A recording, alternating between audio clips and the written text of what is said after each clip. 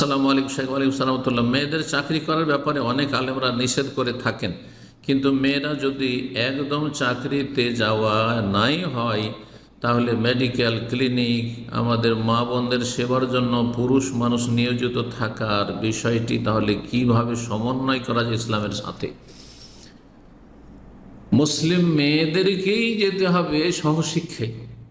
আর দেশে অমুসলিম আছে, সে অমুসলিম মেয়েরা নার্স হবে, অমুসলিম মেয়েরা সেসব যেখানে সহশিক্ষায় আপনার বা একসাথে চাকরি করে সেখানে আপনার কাজকর্ম করা হচ্ছে হাসপাতালে, সেখানে অমুসলিম অমুসলিম মেয়েরা, তাদের সংখ্যা আপনাদের যেতে বেশি, তাদের সংখ্যা আপনাদের যেতে বেশি।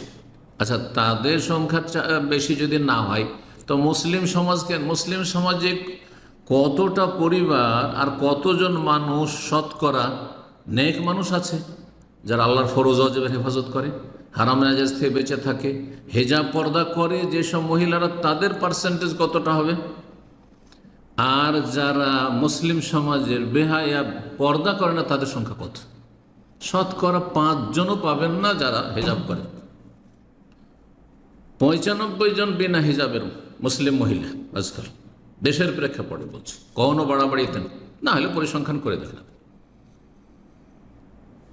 দুনিয়ামুখী যারা দুনিয়ার শিক্ষায় শিক্ষিত, যেমন ছেলেদেরকে করতে চায় মেয়েদেরকে করতে চায়, এদের সংখ্যা একদিকে রাখেন কতটা হয় শতকরা। আর যারা দিনমুখী, যে আমরা ছেলেদেরকে উচ্চশিক্ষা দেব কারণ তাদের রোজগার করতে হবে, কিন্তু মেয়েদেরকে পর্দার মধ্যে পড়াবো আর এই সহশিক্ষা পড়াবো না, শতকরা 5 জনও পাবেন না, শতকরা 5 জনও পাবেন না আপনি। তাহলে এই যে মুসলিম সমাজের 95 জন বেপরদাহে পড়ার জন্য প্রস্তুত, তাদের বাপ মা পরিবার পড়াবার জন্য প্রস্তুত, এদের মধ্য থেকে ডাক্তার হোক, মুসলিম ডাক্তার, এদের মধ্য থেকে আপনার নার্স হোক, এদের মধ্য থেকে এমন কিছু লেখাপড়া তারা করতে আছে, বলতে হবে না তাদেরকে, তারা সহশিক্ষা এবং একসাথে চাকরি বাকরি করা তারা সাদরে বরণ করে নিয়েছে। আপনি একজন আল্লাহ ভীরু, ফরজ ওয়াজিব আদায় করেন, হারাম নাজায়েজ থেকে বেঁচে থাকেন, সহি আকীদার অনুসারী, আর আপনি দিন শিখছেন, দিন আমল করছেন, আপনাকে গিয়ে ডাক্তার সাজতে হবে, আপনার মেয়েকে ডাক্তার বানাতে হবে, আপনার মা বোনদেরকে নিয়ে যেতে হবে ওই একসাথে চাকরি করার জন্য? না, মোটেই না। আল্লাহকে ভয় করুন, হারাম থেকে বাঁচার চেষ্টা করুন। জি, হালাল জায়গাতে আল্লাহ রুজি রেখেছেন। এবং আমি সবসময় একটি কথা বলি, মেয়েদেরকে রোজগার করার জন্য আল্লাহ পয়দা করেননি, কোনো দলিল পাবেন না, বরং আল্লাহ যে জন্য পয়দা করেছেন তার নির্দেশ দিয়ে ওয়াক্কারনা ফি বুয়ুতিকুন্না, তোমার বাড়িতে অবস্থান করো, বাড়িতে তোমাদের অনেক ডিউটি আছে।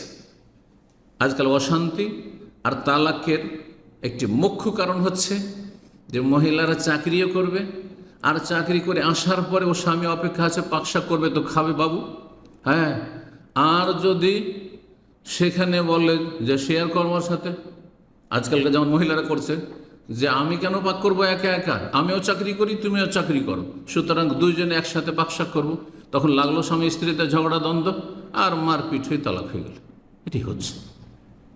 কিন্তু বাইরে পুরুষ গিয়ে রোজগার করছে, আর তারপরে যা কিছু সাজ সরঞ্জাম বাড়িতে লাগে কিনে এনে দিচ্ছে, আর মহিলা বাড়িতে পাকশাক করছে আর ছেলে মেয়েদের দেখাশোনা করছে, পরিচর্যা করছে, এতে শান্তি আছে। বাড়িতে যখনই স্বামী আসছে, পুরুষ আসছে, তখন খাবার দাবার প্রস্তুত রয়েছে, বাড়ি প্রস্তুত হয়েছে, বাড়ি পরিষ্কার পরিচ্ছন্ন হয়ে রয়েছে, যথেষ্ট। এই পরিবারে শান্তি রয়েছে, এইরকম পরিবারে শান্তি রয়েছে। আল্লাহ সঠিক বুঝদান করুন। ভালো মানুষদেরকে গিয়ে মেডিকেলে পড়তে হবে, আর তাদেরকে নার্স হইতে হবে, আর তাদেরকে আপনার ফার্মাসিস্ট হইতে হবে, কোনো প্রয়োজন নেই। শেখ সালিল ফৌজান খুব ভালো কথা বলেছে। সৌদি আরবের সবচেয়ে বড় আলেম বর্তমানে তিনি বলছেন যে আলেমদের সংখ্যা একদিকে রাখেন, যারা দিন শিখছে আর যারা দুনিয়া শিখছে, ডাক্তার হচ্ছে, ইঞ্জিনিয়ার হচ্ছে, তো আপনার অন্য অন্য সাবজেক্ট, সায়েন্স, টেকনোলজি, বিভিন্ন যে পড়াশোনা করছে, দেখেন কাদের সংখ্যা বেশি? যারা দুনিয়া পড়ছে তাদের সংখ্যা, দুনিয়ার লেখাপড়া যারা করছে তাদের সংখ্যা বেশি। তাহলে আপনারা সামান্য কয়টা হাতে গোনা দিনদার মানুষ, আপনারাও যদি দুনিয়ামুখী হয়ে যান, তাহলে ইসলামের খেদমত কে করবে? আর ইসলামের শিখবে কি, আর ইসলামের প্রচার কে করবে? ইসলামের দায়ীর আলেমের বেশি প্রয়োজন না এই দুনিয়ার ডাক্তার ইঞ্জিনিয়ার বেশি প্রয়োজন? চিন্তা করুন তো দেখি। জাতি গুমরা হয়ে নাস্তিক হয়ে যাচ্ছে, না হয় মাজার পূজারী মুশরিক হয়ে যাচ্ছে, বেদাতি হয়ে যাচ্ছে, বেদিন বেনামাজি হয়ে যাচ্ছে, তাদের হেদায়েত করে জাহান্নাম থেকে উদ্ধার করে জান্নাতে লাগাবেন, এটা বেশি গুরুত্বপূর্ণ না এদেরকে রোজগার দিতে হবে, এদেরকে চাকরি দিতে হবে, এদেরকে কাজের সংস্থান দিতে হবে? এটা বেশি জরুরি। কোনটা বেশি জরুরি? আল্লাহ সঠিক বুঝ দান করুন।